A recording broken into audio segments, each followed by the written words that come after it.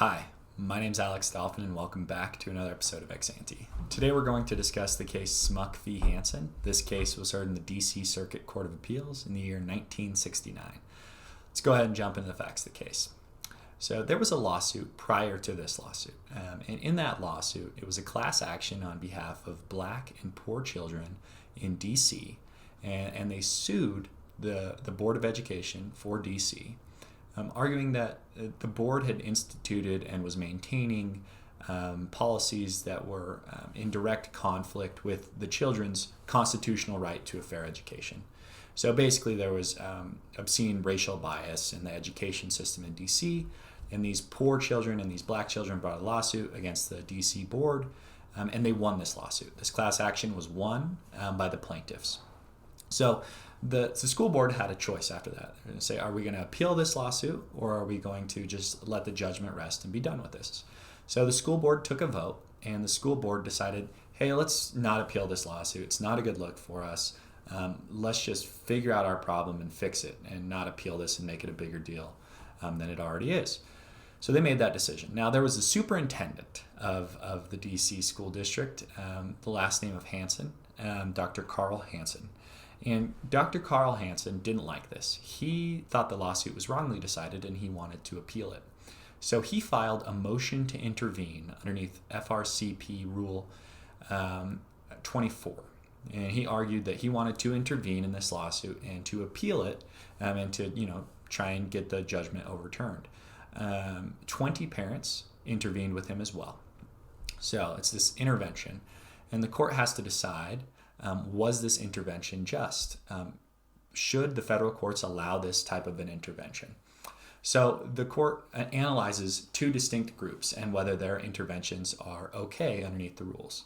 The first is Dr. Carl Hansen, and they dismiss of him in about 2 paragraphs. They say, he doesn't work here. He doesn't work for the school district anymore. He doesn't really have any true interest in this anymore. It's not like if he wins this lawsuit, he's going to get his job back. So Dr. Carl Hansen, sorry, man, you can't intervene here. And then they turn to the parents. And when they turn to the parents, they do a more distinct and elaborate analysis, but they ultimately decide that the parents do have a right to intervene. So let's run through their analysis. So Rule 24, Section A2 reads that people can intervene if they claim an interest relating to the property or transaction. So they can intervene if they claim an interest relating to the property or transaction that is in question in the lawsuit. So the court says they have an interest. There's no property or transaction really in this lawsuit, but these parents have an interest. So they're kind of saying that, your interest doesn't have to be just economical like the language of the rules might suggest in a transaction or property. You can just have a general interest. And they say they have an interest as parents of their children. Parents of their children have a distinct interest in the education of their children. So that's one. So they pass the first test. And then the second test is, are they adequately represented by the people that are already in the lawsuit? So are the interests of the parents already being adequately represented by the school board? That's the question.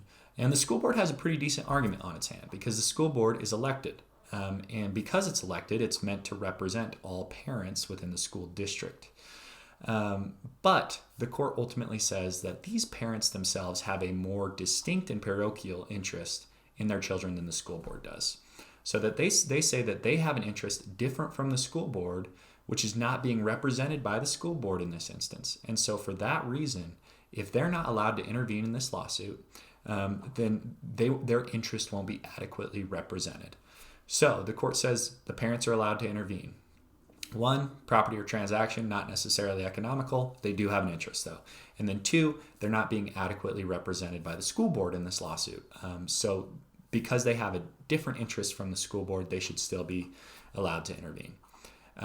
So the parents are allowed to intervene. The superintendent is not. That's the result of the lawsuit. It's an interesting case. It's interesting to think about intervention. And there's definitely 2 factors that are at tension with one another in intervention. The first would be the judicial economy, right? Lawsuits are expensive. They're expensive for judges. They're expensive for juries. They're expensive for private parties. They take a lot of time. So if we're trying to be efficient in the courts, we should allow as much as we can to be resolved in a single lawsuit. So there's one basis for intervention that seems to make some sense. Now, there's another contrary value, which is we shouldn't allow everyone to just hijack people's lawsuits. It seems kind of like these parents just hijacked the lawsuit right here, right? And, the school board is a democratically elected body, and they made the choice to not appeal this lawsuit. And so should we really allow this small group of parents to intervene and to hijack this lawsuit? Thank you for watching. Hope you enjoyed this video. If you'd like to see more, go ahead and hit that subscribe button, and I hope you have a nice rest of your day. Bye-bye.